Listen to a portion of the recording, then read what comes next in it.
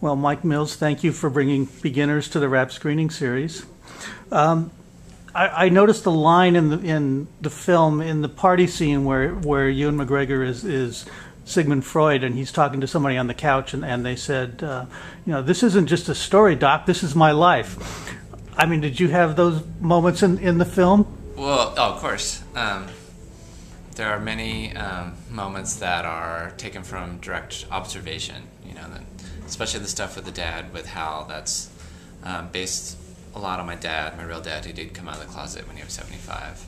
And I really like writing from observation and trying to turn that into a story. By the time you turn it into a story, set it in a new place, cast Christopher Plummer into it, and turn it into a scene, it's no longer truth or reality, but I really like starting from things I know. Mm-hmm. I feel like I have the right to report about that, or I have the best chance to tell a really real human story that way. Mm-hmm. But that witch that's doing that line that you just said, that's improv. So when he just said that, I was kind of like, that's funny, and I was like, okay, let's keep going.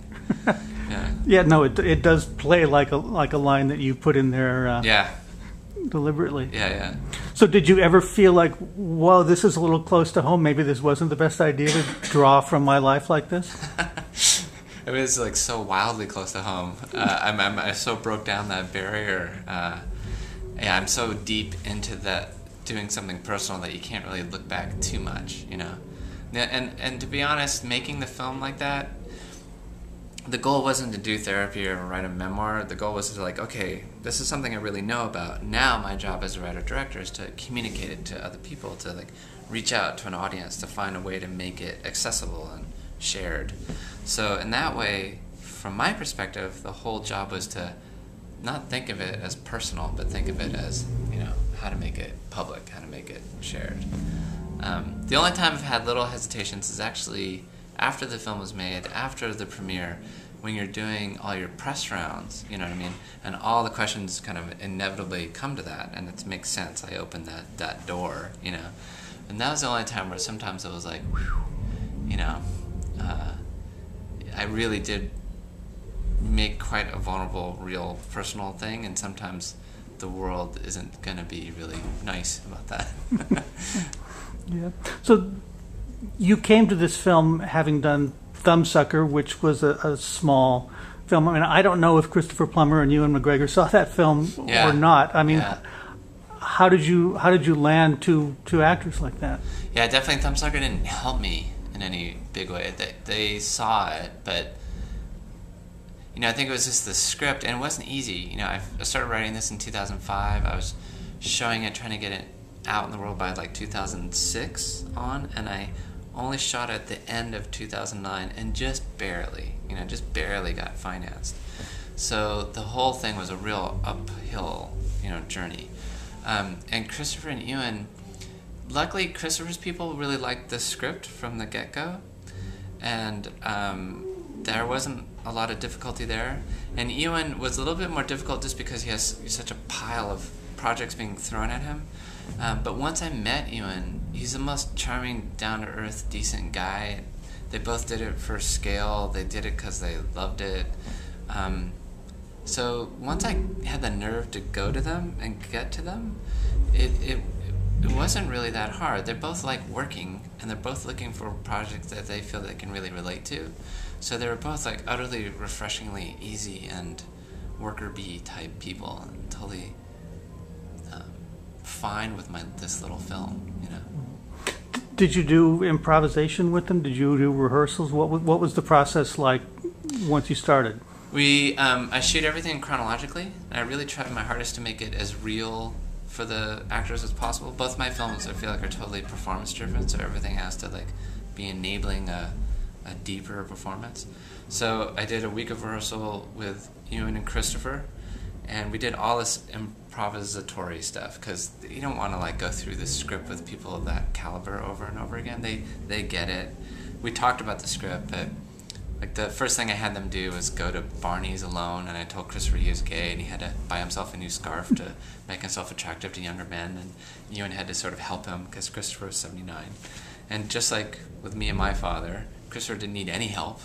he got obsessed with skinny jeans and ended up buying like $1,000 worth of skinny jeans that Ewan had to pay for, and barely got him back to rehearsal. You know, so they were very much having the experiences that the characters were having. And then when we shoot, I shoot as chronologically as I possibly can. I use as little lights as I possibly can, all to sort of keep the shoot as fluid and actor friendly as possible the whole way through. So we shot out Christopher's story, and then Melanie and Ewan met and had a week of rehearsal, and then we shot their story in order. And with Melanie and Ewan, the first thing I did, well, I asked them to break up with each other, improvising back and forth. Like, Melanie broke up with Ewan, then Ewan broke up with Melanie, because that's where those two people are coming from, all these sort of love failures. And then we went to Magic Mountain and went on all these roller coaster rides to kind of just physically experience fear and exhilaration, and they didn't like roller coasters, so it was kind of perfect because it was really quite a traumatic experience for them. And then at the end of every day, I do a scene from the film that the experiments we did that day are kind of leading up to the scene, so it grounded in the script at the end of the day. But you know, it's a time to play, and it's a time for me to kind of show them that, you know, I won't ask you to do anything I wouldn't do myself. If I'm asking you to be personal real, I'll be as personal and real with you as I can.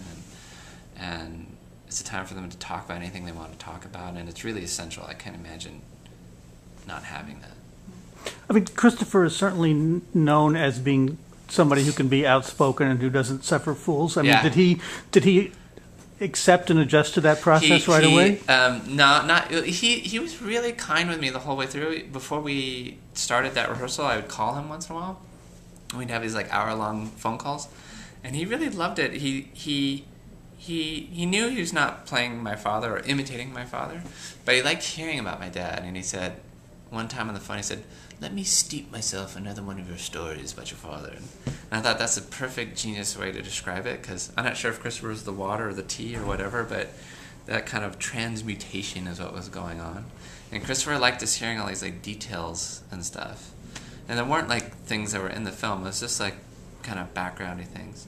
But when we first started doing this improvising thing, Christopher looked at me and he said, "You know, not all directors do this." And luckily Ewan was sitting right next to him, and Ewan gave me a look like, keep going, this is good, this is fun. And I said, you know, "Sorry, Christopher, this is the way I work." But he went right along with it, and by the end he really liked it. I think it helped give him a space to kind of wander around inside the character. And that's the way we shot too. There was lots of time for them to like play and figure it out as we're shooting, or even like the way I block or shoot something. I never rush anybody, and I think you kind of feel that in Christopher's performance. He's got time, and I think sometimes there's little nuances or things that he does with that time that are really interesting that he doesn't always have in films. Mm-hmm.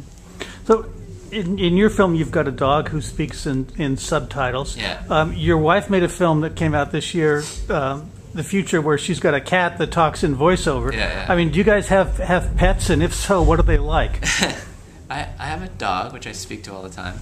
I mean, that really is a weird testament to how little we talk to each other about our work, because I had the dog going for a long time, and then Miranda did a performance, and she had the talking cat, and I was like, "Honey, you have a talking cat, I have a talking dog. We're going to get shit about this forever," you know?